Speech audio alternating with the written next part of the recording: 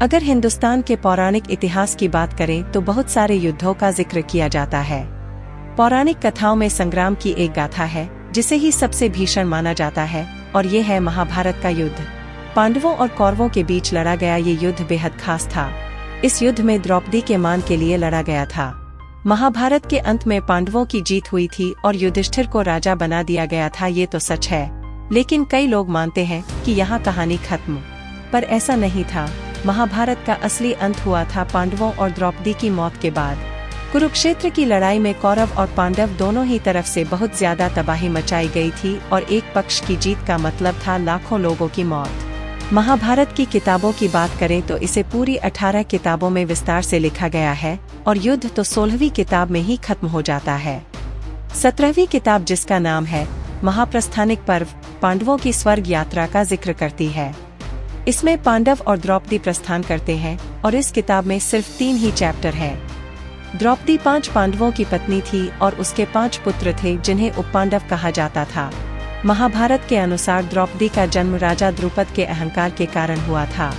राजा द्रुपद को अर्जुन से बदला लेना था।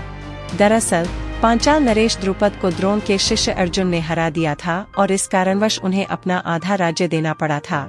द्रोण से बदला लेने के लिए द्रुपद ने एक यज्ञ किया जिसे पुत्र कामाक्षी यज्ञ कहा जाता था, जिससे एक पुत्र की प्राप्ति होनी थी। इससे द्रौपदी के भाई धृष्टद्युम्न का जन्म हुआ।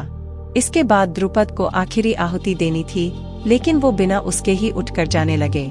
ऐसे में साधुओं और ऋषियों के कहने पर उन्होंने आहुति तो दी, लेकिन अहंकार वश देवताओं से एक ऐसी पुत्री की मांग की जो रूप, रंग और गुण में संपूर्ण है, लेकिन उसे जिंदगी भर का दुख मिले। इसके बाद जन्म हुआ था द्रौपदी का। द्रौपदी द्रुपद की बेटी और अर्जुन और पांडवों की पत्नी होने के बाद भी अपने जीवन के हर पक्ष में दुख भोगती रही थी। द्रौपदी पूर्व जन्म में मुद्गल ऋषि की पत्नी थी, उनका नाम मुद्गलनी था। उनके पति की मृत्यु अल्पायु में हो गई थी और इसके बाद उन्होंने शिव की तपस्या शुरू की। शिव जी ने उनसे प्रसन्न होकर एक वरदान मांगने को कहा तो उन्होंने 5 बार शिव से कहा कि उन्हें सर्वगुण संपन्न पति चाहिए। इसके बाद अगले जन्म में उन्हें 5 पांडव मिले जो सर्वगुण संपन्न थे। द्रौपदी की मौत कुरुक्षेत्र के युद्ध के बाद हुई थी। युद्ध में द्रौपदी के सभी पुत्र मारे गए थे और जीवन के अंतिम काल तक द्रौपदी ने पांडवों का साथ नहीं छोड़ा और फिर शुरू की अंतिम यात्रा। युधिष्ठिर ने अपना सिंहासन छोड़कर राजा परीक्षित को हस्तिनापुर का राजा बना दिया था। इसके बाद पांडव, उनके साथ रहने वाला कुत्ता और द्रौपदी सभी ने एक साथ यात्रा शुरू की। उन्हें लेने इंद्र का रथ आया था, लेकिन उसमें कुत्ता नहीं जा सकता था और इसलिए फिर सभी ने पैदल भारत यात्रा शुरू की, जिसमें उन्हें हिमालय के जरिए स्वर्ग की ओर जाना था। शुरुआत दक्षिण के समुद्र से हुई, इसके बाद उत्तर की ओर बढ़ते बढ़ते ऋषिकेश पहुँचे और फिर सभी हिमालय की ओर चले।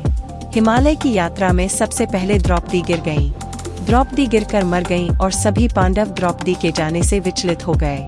भीम ने युधिष्ठिर से इसका कारण पूछा कि आखिर द्रौपदी ने इतनी जल्दी क्यों शरीर त्याग दिया और स्वर्ग की ओर उनकी यात्रा को क्यों नहीं पूरा किया। तब युधिष्ठिर ने बताया कि द्रौपदी भले ही हम 5 की पत्नी थीं, लेकिन उन्होंने अपना धर्म पूरा नहीं किया। उनके मन में पार्थ यानी अर्जुन के लिए ज्यादा प्रेम था। यही कारण है कि द्रौपदी को कुछ समय के लिए नर्क में जाना पड़ा और वो अपनी स्वर्ग की यात्रा को पूरा नहीं कर पाई। द्रौपदी के बाद एक एक करके सभी पांडव अपना अपना जीवन त्याग चुके थे और अंत में स्वर्ग के दरवाजे पर सिर्फ युधिष्ठिर ही पहुंच पाए थे, लेकिन वो भी अंदर नहीं गए।